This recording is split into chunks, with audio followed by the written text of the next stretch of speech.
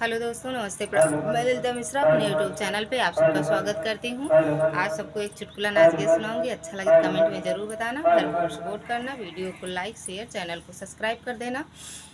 सीकहर पे दूध बाबिलार का करी हो, सीकहर पे दूध बाबिलार का करी, हमरे नैहरे में यार बाबल मुआ का करी, हमरे नैहरे में यार बाबल मुआ का करी।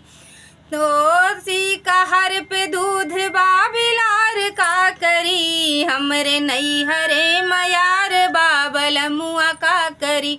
पुलिस दरोगा कोतवाल का करी हो, पुलिस दरोगा कोतवाल का करी, हमरे नैहरे में यार बाबल मुआ का करी, हमरे नैहरे में यार बास जनवा का करी। सीकहर पे दूध बाबिलार का करी हो, सीकहर पे दहिया बाबिलार का करी, हमरे नैहरे में यार बास जनवा का करी, हमरे नैहरे में यार बास जनवा का करी।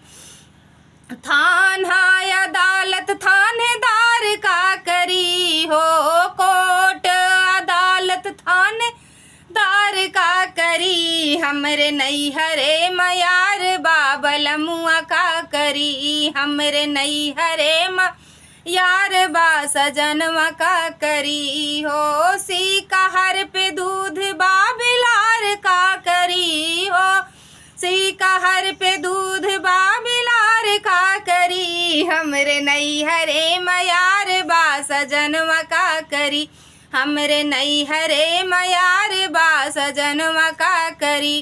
टोला मोहल्ला परिवार का करी हो, टोला मोहल्ला परिवार का करी, हमरे नैहरे में यार बाबल मुआ का करी, हमरे नैहरे में यार बास जनवा का करी हो। सीकहर पे दूध बाबिलार का करी हो, सीकहर पे दूध बाबिलार का करी, हमरे नैहरे में यार बाभतार का करी, हमरे नैहरे में यार बाबल मुआ का करी।